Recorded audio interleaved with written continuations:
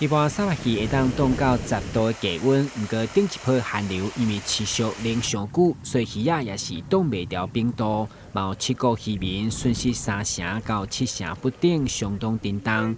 而听到拜四有寒流要来，而且气象预测阁是阁寒阁湿，所以7个甲安南区用雪渔民拢趁到短暂的回温，加强防寒，准备将鱼先赶到较闪风的所在。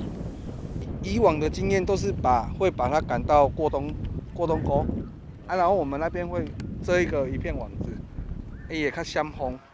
好这个因为就讲，就是它只是因为它报在10度而已，一般虱目鱼在10度以下才会死掉，没想到它这次会冷太久了，所以它还是受不了，它还是死掉。若去予冻死了，拢规冬就免食饭啦。